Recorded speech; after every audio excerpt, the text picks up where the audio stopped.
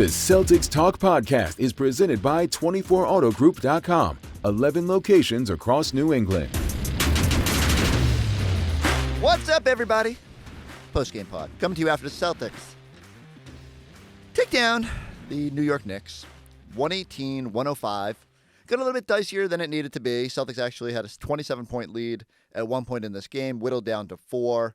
But the most important part, they were able to stiff arm that charge. And what I've kind of is my big takeaway from this one is so much this year and so much in this stretch of winning 9 out of 10 has boiled down to like Jayson Tatum's been really good and like everybody's had a hand in it, but Tatum has been exceptional in this stretch. So here you are, this big lead gets cut down to 4. Celtics really haven't faced adversity. I kind of went back through the games. Now, obviously, they lost to the Mavericks in that stretch, but we're dismissing that one because they just didn't have any energy in that one. Won a game against the Cavs where they had to kind of stiff arm them at the end, but you know the Celtics have been really rolling. And you have to go back to February 2nd, I believe it was, against the 76ers, the game that they rallied out of a 26-point hole. And really, ever since then, they've just been on a different level in terms of play, finding a lot of the mojo. And so here was a rare instance where didn't ever feel like the Celtics had completely let go of the rope and that the Knicks were going to rally ahead, and yet they were threatening. And what did the Celtics do? Start of the fourth quarter, Derrick White knocks down 2 big three-pointers.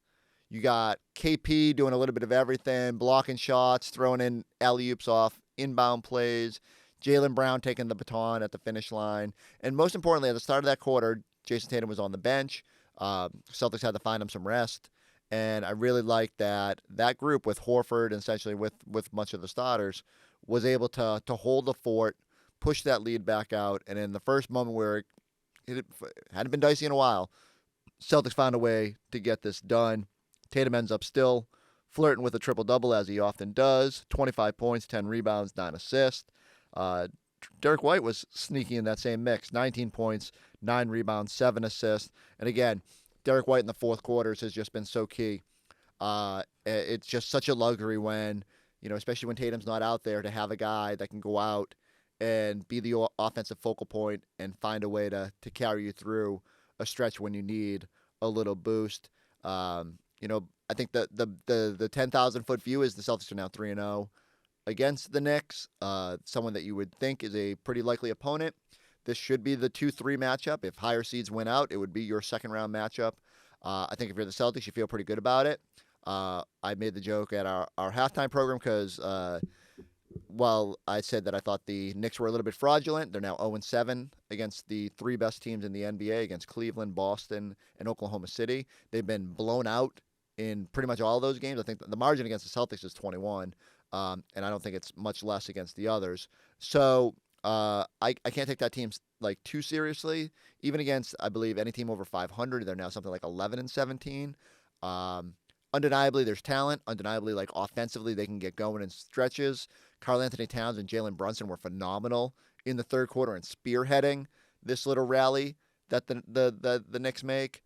And yet, until they consistently hang with elite level teams, I don't know how you look at that team and say, oh, they're a playoff threat. They're not winning 4 out of 7 against an elite team. And in fact, I'll be very interested to see where, if they're the 3rd seed, they'll match up with the 6th seed. A little bit of flux there. I'm trying to do it in my head. It could be Indy, could be Milwaukee, could be Detroit.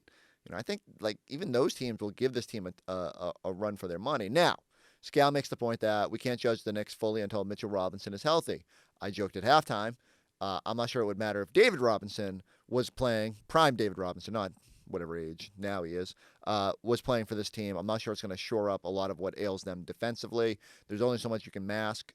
Brunson, undeniably they have pieces, but it is ironic that the Knicks make all these offseason moves, go get Mikal Bridges, the whole idea of hey, now you have more wings to throw at Jayson Tatum, Jaylen Brown, and, essentially built to try to slow down the Celtics.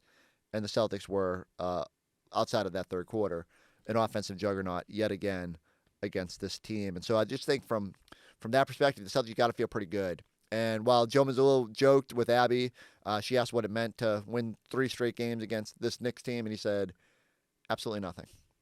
We know how Joe goes. Nobody cares. Doesn't get too high, too low.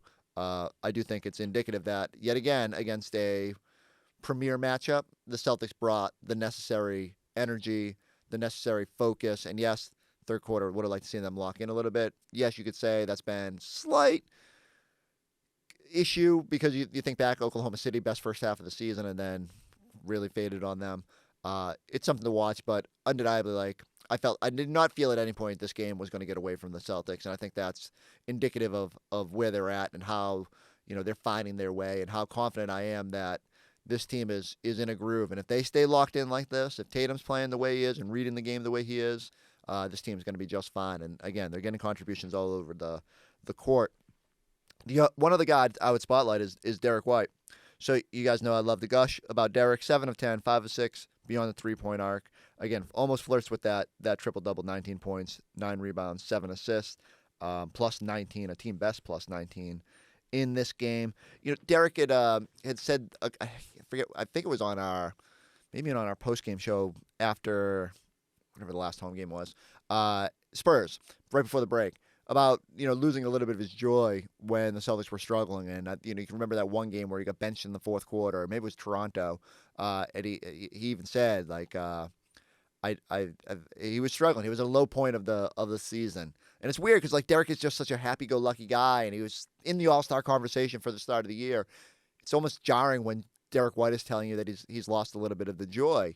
And no surprise that he eventually found it, that the slump didn't persist too long. I've made the note 1,000 times on this podcast that sometimes it just feels like as Derrick goes, so go the Celtics. Wasn't surprised that as Derrick pulled himself out of his own funk, the Celtics seem to do the same as a team. And now in this stretch, undeniably, Tatum has been sort of the engine and guiding this thing, but Derrick has played his part. Jaylen's played his part. Kristaps has been great. I mean, Kristaps is now a whole bunch of 15-plus point games in a row. I don't want to diminish what everybody else does on this team, but when Derrick is playing at a high level, when Derrick is engaged, when Derrick is this efficient like he was today, I'm not sure another team has an answer because it's going to be really hard to beat the Celtics on those nights. It's good to see him find that joy again. And I'll go back to it. It's been a pretty crazy year. We were over at the Celtic City premiere the other night, and I joke with Derrick. I said what we were talking about, maybe in 10 years from now, what would the storyline be about this era of the Celtics? And they've won one title, maybe they win another. And I said, I was joking with Derrick about whether he'd be a focal point of those films. And he thought more that Jaylen and others Kristaps would be get more of the airtime. But think about what it's been for Derrick in the past 18 months. He gets a contract this offseason, gold medal this offseason, world title. He's in the All-Star conversation. It feels like that's about the only thing that hasn't tipped his way in the past 18 or so months. It's been a good run for Derrick White. And I know he was frustrated in that December-January swoon, but it's good to see he's found his joy. Got to go out to Colorado, see that number retired up there and he even said it, considering his pathway, starting at Division II college, no high school, no offers coming out of high school. It's just remarkable. I think there's a very good Derrick White documentary waiting down the road, and so much we'll focus on how much joy he brings to the team and to the fans of the team as well. All right, let's get into more on this Knicks win. Here's more from our postgame show.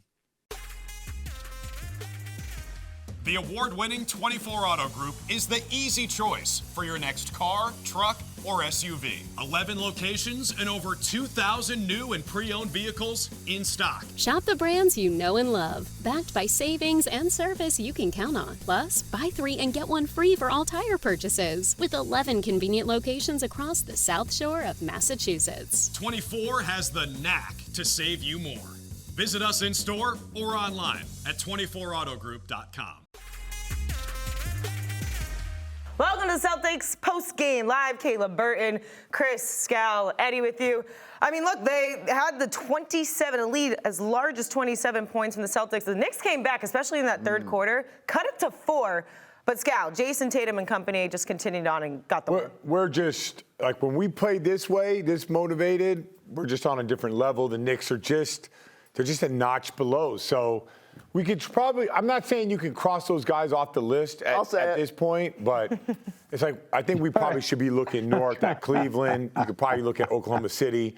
It just, I don't know. I just don't feel like they're in the same category as where we are from the start of the season, the middle of the season, and then now, like whatever, the home stretch of the season. We're just better. I will say this is the first adversity the Celtics have really faced since, and discarding that Dallas game that they lost, probably since the start of the month, that 26-point rally against Philadelphia. And I know there's a break in between, but, they've kind of got punched in that third quarter. Tatum's on the bench to start the fourth. And what happens? Derrick White hits a couple big threes. KP has the blocks. You just got to get that mojo back going. So that's good. It was good for them to have to be put in that situation, to have to respond, and then to rip this thing right back open to where the final score isn't even as indicative of what their dominance was out there. So I just like the way they play. I like the mojo that they can find yet again. And, man, this team's rolling right now. Yeah. Man, I'll say this. It got close for 1 second. I was looking at it and I was like, oh, they trying to make a run right now. And then all of a sudden, bam, bam, bam, bam, bam, bam, bam. And again, Kayla, you was talking about how you got whooped, right? You get any text about that? You gotta get reminded sometimes. And it's like, oh, like I was saying, you think it's cool until you get whooped again, and then you gotta fall in line. And then that's all that happened. They took the belt off. They got to him. And on top of that, I just like the way that we played. I thought that we got a little enamored and we fell in love too much with the three-point shot in that third quarter to allow them to come back in. We didn't attack the paint the way we did the whole game, the first part in the first half. And I thought we just shot a lot of threes, but then once we started getting back to attacking and then shrinking the floor and then taking the threes when we had them, then that's when I looked at like, okay, they don't stand a chance, man. The Knicks don't stand a chance. And if you're a Knicks fan, and I'm saying this right now, if you're a Knicks fan and you think Mitchell Robinson, and that is no disrespect to him, and everybody says when you say there's no disrespect, some disrespect. It's the justification. Right. Go ahead. No, I'm not saying that. I'm saying if you think that he's going to change your season when he comes back to make it seem like you guys can make a deep run in the playoffs, then I feel bad for you. Mm-hmm. It is interesting, too, because, the Celtics had that big first quarter mark, right? And then you see the third quarter, you see in between a 27-point lead at one point. But then the Knicks, Brunson and Cat, come out and do their thing. They score double figures in that third quarter alone, cut it to 4. Scal, is there something in your mind that's like, does it get iffy at all? Are you ever like, okay, where are the Celtics? Where are they actually at? Because you have such a big lead, and then boom, here come the Knicks that we say, isn't that great of a team right now, but can make a run like they did? If you watch that, they still got good shots. You can miss good shots and you can make tough shots, but they got good shots. And because they were knocking those shots, at that point when the Knicks were making the run, they kind of thrived off of us missing those wide open looks. So, yeah, we got bogged down, but that happens. If you are consistent throughout the game and you get a bunch of wide open looks, and that's what you have to look at. You can't look at necessarily the score or how much we're up. Are we getting and I think Eddie said this at the half, if you were from Mars and you came down to watch a basketball game, you see one team getting all these wide open looks and you see the other team really struggling for every single shot they got. So even though in that third quarter they made a run, we still got good looks. I didn't like our attention to detail defensively during that stretch, but it feels like we can get anything we want against that team. It's always refreshing if you're a Celtics fan to know that your starters, all of them scored in double digits, including Jaylen Brown. He finished with 24. He was 10 of 21 shooting tonight. He's standing by with Abby at the Garden. Jaylen, the Knicks cut the lead to 7 going into the fourth. What was said inside the huddle, and how much did you put on your shoulders? Just stay poised. Don't let the momentum kind of get into our brain. They went on a run. We had to clean it up. Just playing good basketball. We had some, at times we get a little bit out of control. But, it's nothing to get it back going. We just got to make sure we in the right spots. Yeah, to what level did the defense go in the fourth? Defense is everything. I think we played great defensively, kept them at 105, and even could have been a little bit better. I could be a little bit better on both ends. I wasn't feeling my best today, but just got to keep pushing. It's a long journey. We got to take every day. Can't take anything for granted and just keep playing basketball. JB, flu game? You okay? I'm all right, yeah. Just, early games are tough, but, can't make no excuses. Got to still be there and make the right plays. Had some turnovers, had an offensive foul, worked on that stuff every day, so we got to be better. That's it. Jaylen, this Knicks team beefed up over the summer to try and compete with you guys. You've now gone 3-0 against them with double-digit wins in every game. What kind of message does that send? No message. I think we just, have been playing some good ball, and maybe we caught them on a bad day. Anything can happen in the playoffs, so we're not overlooking anybody, so we just got to get ready for the playoffs. Jaylen, certainly look good tonight. Thank you. Thank you. Congrats. But Jayson Tatum, y'all, he, in his first game coming out of the All-Star break, had his fourth career triple-double. Tonight, just 1 assist shy. He had 9 assists all across the board. Everything else was in double figures. 1 assist shy from another triple-double. Can I ask Eddie a question? Yeah, go for it. Okay, you know the difference between a good passer and a great passer. Where is Jayson Tatum? No question. Where is Jayson Tatum at? Is he I know he's not at a great. He's not there yet, but where on that? Yeah. He's closer though, right?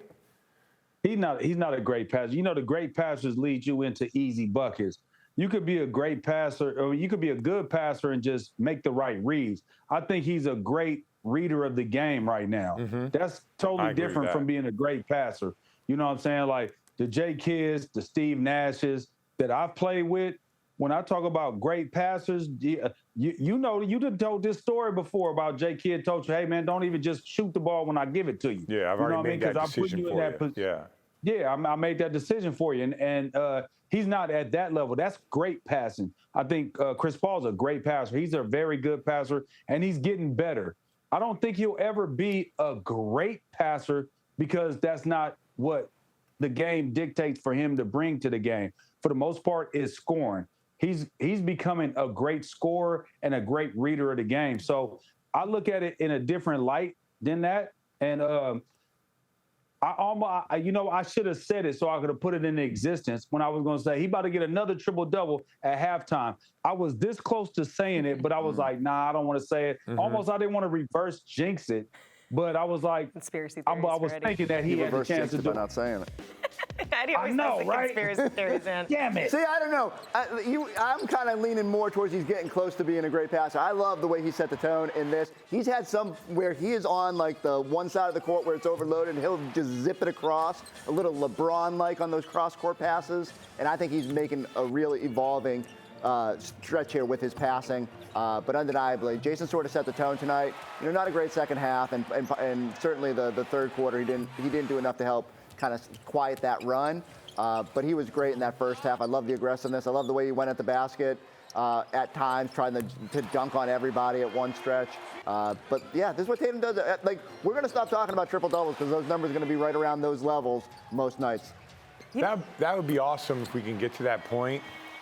I have a theory that within 2 years, he won't be like what you said. We're talking like the guys who score. Like James Harden could score and he could pass. He'll be right at that level. Of the scorers, he'll be one of the best passers in the league. Luka is a scorer who could pass. LeBron in his heyday was a scorer who could pass, right? I think Tatum will be right, maybe beneath those guys, which would be a massive problem for the NBA. What's stopping that mentality of, or what's forcing you to not say, okay, I don't think he can get there? Because I bet you in his eyes, he just sees everything that lights up for him is probably the angles to score. When he comes off, he could probably be like, all right, here's what I need to do. I'm going to come right here, and do that, right? Where I think everything lights up for us. When I'm about to hit Eddie for a shot, it's a place to hit. I know where only he can catch it, and I know the timing of it, and I know where it has to be, right? But for Tatum, he's such a good scorer that I don't know if he'll ever be able to shut that other side off, right? But it doesn't mean, what Eddie said, he could be averaging a top 2 or 3 in pick and roll efficiency. If you take the points and the assists that he gets off of it, it could be up there with the top guys in the league. And if that's happening, then he's winning MVPs, and then we're talking about, us being unstoppable. Jaylen, is there an extra gear for you guys, particularly on the defensive side of the ball, when you see whether it's the Knicks or you see the Cavs, you see the Nuggets, the teams that are kind of hunting you guys? For sure, yeah. I think we definitely have another gear that we can tap into.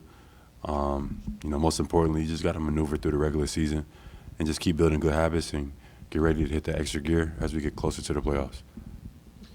Jaylen, you guys guarded Karl-Anthony Towns with Drew a little bit tonight with Jayson. I know you guarded Embiid a little bit in that Philly game. What does it say about the versatility of your guys' group that you're able to throw, guards and wings on these big men, so to keep your defensive structure in place? Yeah, that's key for us to be able to be versatile. So I think we take pride in that, in matchups and being able to switch and being able to guard guys. So that'll be a strength of ours going into the playoffs.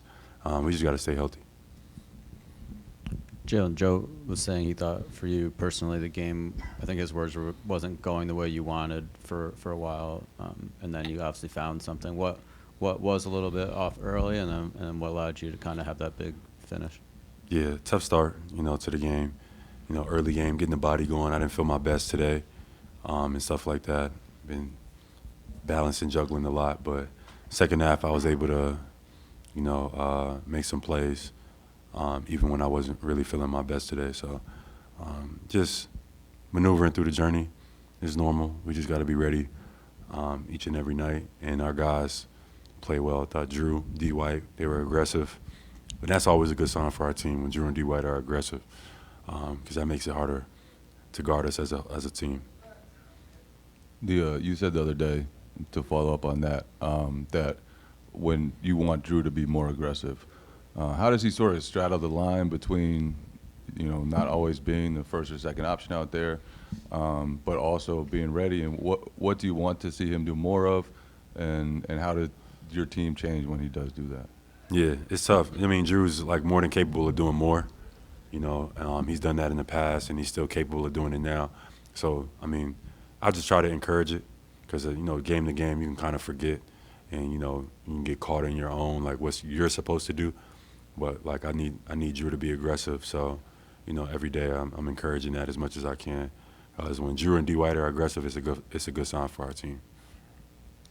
Kind of on that note, Derrick was talking at practice yesterday about how he kind of lost his joy earlier in the season, and he's been able to kind of rediscover that. As a teammate, when you sense that in somebody, how can you help in that situation, and how much of an impact is it when he's playing more free the way that he has been in the past few weeks? Just encourage it. Encourage it. I think that, over the course, things may get away from you, or you just might think things are not going in your direction or the way you plan, and that can be discouraging. I just try to encourage our guys to be aggressive and to be who they are. The only thing that we need for you, regardless, is to play defense. Regardless how you feel, I just need you to play defense. And on the offensive end, it's days where, I might not even take a shot in the first half or the second half just because I want other guys to be aggressive, and I'll be there when my team needs me. But, throughout the regular season, you just got to encourage everybody to be aggressive, because you want everybody feeling good going into the playoffs.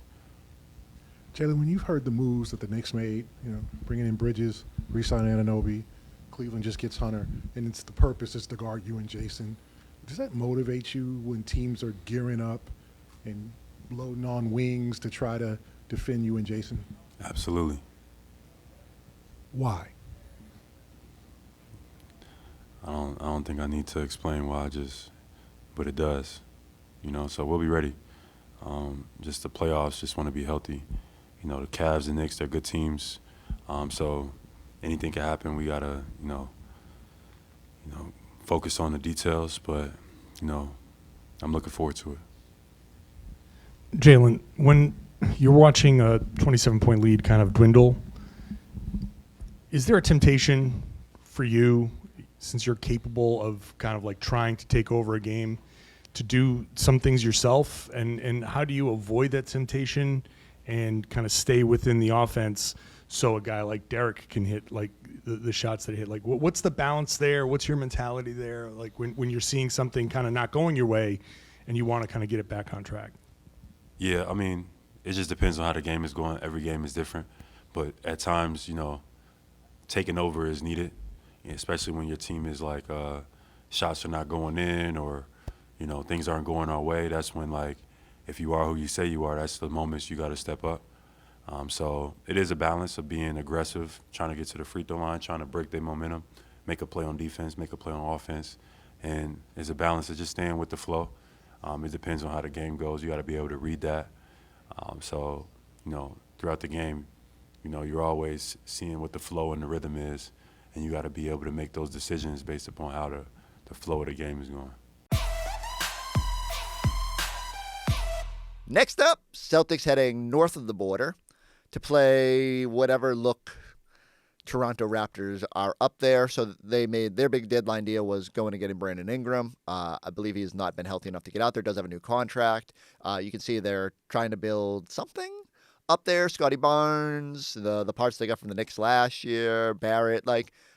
There's some intriguing little pieces. And certainly they've given teams headache. The Celtics, chief among them. We talked about the roller coaster ways of the Celtics in December and January. You might remember that January 15th, I believe it was, where the Raptors won here in Boston. Derrick White, again, said maybe that was his low point. It might have been the low point for all Celtics fans in that kind of rock and roll stretch, or more roll than rock. So now Celtics head up there. Quick little back-to-back with both the Raptors and the Pistons. What will be intriguing to me is this is the first time in a while, this is the first back-to-back in a while. Celtics have to determine how they're going to play it with rest. I think we know from the other instances this season, used to like to maybe give Al Horford or Kristaps Porzingis the night off on one end and play the other.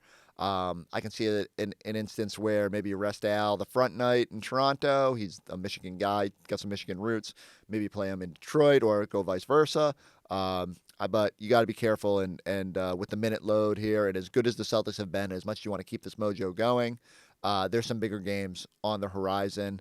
The return to Boston on Friday night for a showdown with the Cleveland Cavaliers. You can't look ahead, but you do have a pretty deep bench and a chance to maybe give guys like Torrey Craig, who I don't think he played in this game, did not.